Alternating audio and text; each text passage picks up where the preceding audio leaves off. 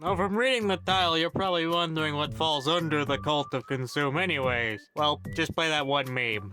Don't ask questions. Just consume product and then get excited for next products. If the fan base falls under that category, then it's under the cult of consume. I'm not gonna be talking about things like the Disney adults or Marvel fanboys, or even the Nintendo fanboys in this video, because those are honestly too big to cover in this video and deserve their own dishonorable videos. With that said, let's get right into the video, shall we? Clothing brands actually used to mean something. When you were buying something from a name brand, you knew it was quality. Or at least that's how it was back in the day. Because typically getting the cheap stuff and getting the more expensive stuff was typically a big difference. You were typically buying the cheap stuff because you had no choice, or you just wanted something disposable, or if you bought something more expensive, you were planning on having it for quite a while. Nowadays, unfortunately, clothing brands have caught on to the marketing gimmick that is just slapping your logo on something and then calling it a day. Because unfortunately, there are just so many clothing brands that just went down the drain for a numerous amount of reasons. Mostly because they can just outsource everything to China and get away with it. Now, I'm not saying every brand does this. There are still some that have some dignity and still won't budge on quality no matter what. By all accounts, they're making products that are going to outlast even you, and that's the point. So, good on them, but not everyone has standards. Unfortunately, there's just far too many brands to name that do this exact sort of thing, so I'm mostly going to be covering a couple noteworthy brands. One of the most notable that just kind of took a nosedive off a cliff is Supreme. Yeah, anyone remember this brand? Yeah, you probably remember it for like a few seconds and then wonder, yeah, what was that even about? Supreme is basically just the epitome of marketing only because their clothing is not amazing. This is just literally a logo slapped on a cheap-ass t-shirt then sold for $1,000. And yeah, that's basically what this entire thing is. Extreme branding. It's like, oh, if you have Supreme, that means you got a lot of money. No, dumbass, that means you got scammed. Did they really though? I mean, they knew exactly what they were getting into when they purchased the product. They just don't care. It's all about that status symbol. As petty and shallow as it might be. Yeah, that's the thing. A lot of people consider this kind of stuff a status symbol, as it were. I think that's frankly dumb, spending over $1,000 on something you can get for a quarter of the price. But, you know, I'm not the target audience. I'm actually smart with money because I've had to struggle for most of my life with money. And the weird thing is, these brands don't target the rich. They target the upper middle class. Yeah, that's the weird thing, ain't it? Rich people don't exactly buy crap like Supreme. They're buying the fancy clothes that are highly tailored to their needs and, well, extremely well made and well fitted. They're basically paying a premium for something that's going to outlast even them, like I said before. You're never going to see a rich person walking with a Supreme t-shirt or a Supreme sweatshirt. They're more than likely going to be walking out with a nice fancy suit that's been tailored to them. And yeah, that's the other thing. If you're going to spend that much money on something, why not just buy a fucking suit? Suits can make you look really incredible, especially if they're tailor-made for you, and it's not like it's that hard, you just gotta know where to look to find a tailor. I mean, even women look good in suits. I mean, look no further than Helltaker. Did that game ruin your taste in women? No, I already liked women in suits, this just reinforced my belief. Oh yeah, don't spend your money on this crap. But what about something like Nike? Nike actually used to be a decent brand by all accounts until, well, they sold out to China. Because, yeah, that's kind of the thing. Most of Nike's products come from China. And when I say most of it, I mean like all of it, realistically. Yeah, those Air Jordans, yeah, they were made in China more than likely. And you know, I kind of just hate how people are just so torn into this sort of thing. You're spending this much money on something that's not going to last you any longer than a cheap pair of shoes from Walmart. The only thing you're paying for is the branding. Because yeah, Supreme was not the first. That actually belongs to Nike. And well, I have my own beef with Nike, particularly because of its use of China. And well, if you know anything about China, you know that human rights violations are a dime a dozen. For us, it's a tragedy. For China, it's just a regular Tuesday. As a whole, most clothing brands are just kind of, well, branding only. How do I know this? Well, notably a discount store, being Payless, actually did a social experiment. Now, if you're not familiar with Payless, they're basically decent quality shoes for decent price. They're a bargain store, basically. You get a decent pair of shoes that'll last you a decent amount of time and won't cost you a small fortune. That's basically their gimmick. Well, as a social experiment and a huge joke, they basically took the exact same product, rebranded everything, and got some fancy decor, and turned their store from Payless to Paylessy. Because yes, that's pretty obvious in hindsight, but people did not get the joke initially. And they severely jacked up the prices. And then they said, hey, it's a joke by the way, but we're kind of surprised that people actually went ahead and actually tried to purchase things, even though they were the exact same shoes, just completely and utterly jacked up. And they said, oh, this is really high quality, when in reality, there was nothing different about them besides the price. It's also worth noting that Payless didn't exactly pocket the money either. At the end of the day, they refunded everyone and told them what was actually going on. So yeah, they could have been scumbags about this, but they were at least very honest. So you know what? Respect to Payless. They're actually a good company. So yeah, this has been done before and has proven that people are completely and utterly stupid when it comes to purchasing things and making informed decisions. So thanks, Payless. You proved my point for me. Appreciate it. If only everything was that convenient for you, you could be even more lazy and I could take over this channel and finally make good content. Oh, you wish. Alright, moving on. Name a more petty fan base than Apple fanboys. I'll wait. Console fanboys. Damn it, that's good. Apple fanboys are probably some of the most loud consumers known to man. Second to the console fanboys. Yes, you made that point already, Mimo. Thank you. Because they are quite loud and obnoxious and will let you know that they are an iPhone user and that they are superior to you because you are poor and they are rich, lol. Except they probably got that phone on contract, but they're never gonna tell you that much because that would ruin the illusion that they are richer than you. Yeah, I don't particularly like Apple fanboys if you can't tell. That's not coming from an Android elitist perspective, that's coming from someone who got sick and tired of Apple's shit after so many years of using it. Because yeah, at one point I was an Apple user, and a loyal one at that. I primarily just used iPhones. While I did dabble in the Android sphere, it was more out of curiosity than anything else. For a time, iPhones were probably the best type of phones that you can actually get for the price. They were very well made, very well put together, and generally were. And then Apple basically cheapened out and basically became even more anti-consumer over time. Hey Mimo, What do you want now? would you like to cover this one? Oh boy, I sure would. I would totally love to do your work for you instead of you actually being productive and doing your job. Fine, if you don't want to do it, just say so. Of course I want to do it, you asshole. So many things, so little time. Let's just jump right into it, shall we? Removal of the headphone jack. The removal of the headphone jack was simply done so that they can sell you wireless earbuds at a premium. You know it, I know it.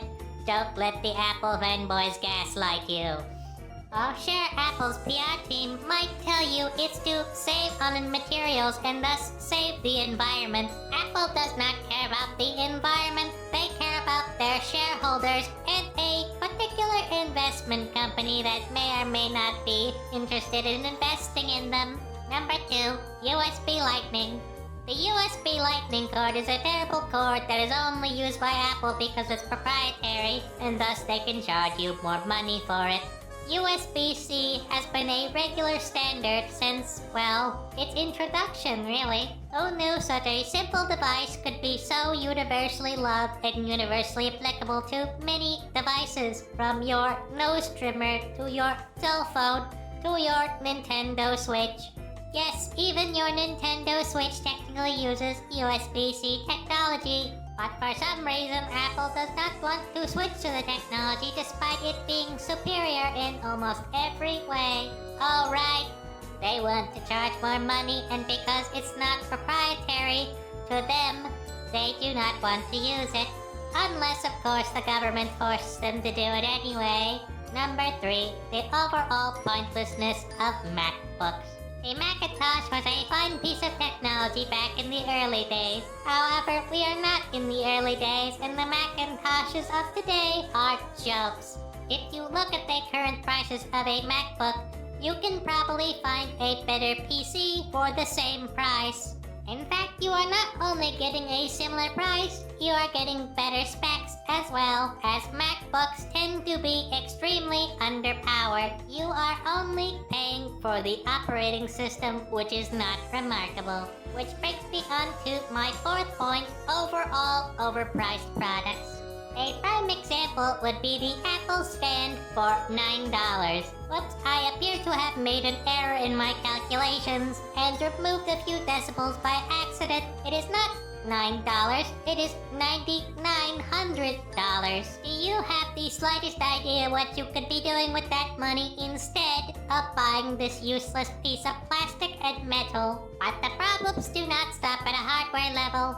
Oh no, they continue on to the software as well. Not only does Apple have a walled garden monopoly on their entire software, they decide what goes on there and what doesn't, and can take a cut of every purchase made. No alternative app stores allowed.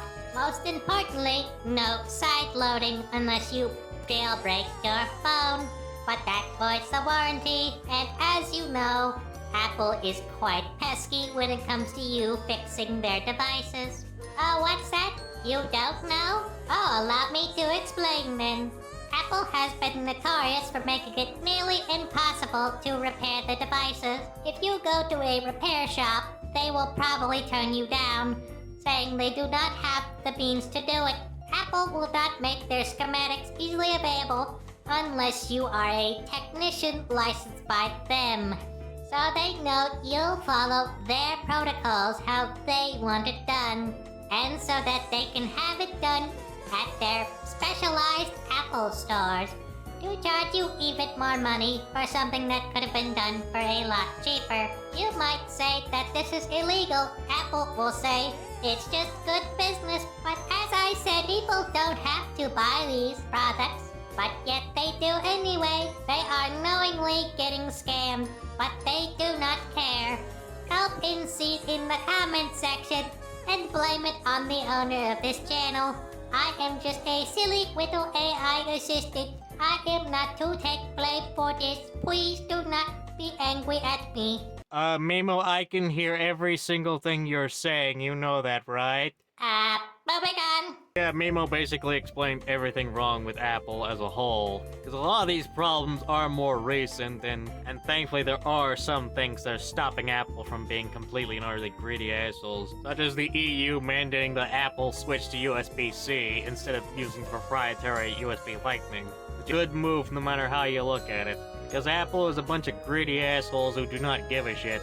And sometimes you need to side with the lesser of two evils in a situation, and this is one of them. What I don't understand is just this constant need to feel superior because you have the blue bubbles. Ah yes, I feel superior because I use an outdated standard that is proprietary. Because, yeah, that's the entire thing. Apple is just being petty. Because I guess everyone else needs to be petty as well. Because big corporate is petty, therefore we need to be petty as well. It's just incredibly shallow to the point of, oh, I feel superior because I use the iPhone. And again, it's like with the Supreme thing. You're getting ripped off. Apple phones are not as good as they used to be, especially since Android as a whole has gotten a lot better over time.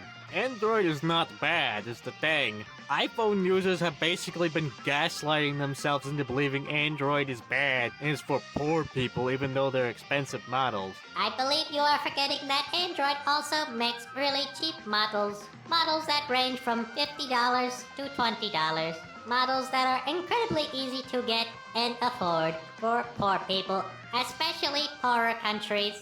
And especially those that are suffering quite a bit from inflation. It's quite sad that Sonic the Hedgehog has created such inflation in these countries. Feel free to look it up under Sonic inflation. No, don't do that. Don't listen to Mimo. She's trolling. Don't do that. Do not fucking do that. Don't do it. Okay, I'm gonna move on before Mimo does even more trolling. Yeah, I'm gonna be real brief here. I don't understand the fanboyism for consoles, because at one point they served a very good purpose, and that was PC gaming was not quite there yet. But nowadays, most things are being ported to PCs, and consoles are basically PCs themselves. Especially since nowadays it kinda seems like consoles are on their way out, unless you're a Steam Deck or a Nintendo Switch, which even then, the Nintendo Switch has its own fair share of problems that I want to talk about at some point. Careful, you don't want to anger the Nintendo fanboys. They are quite vicious. They have the power of big corporations and anime on their side.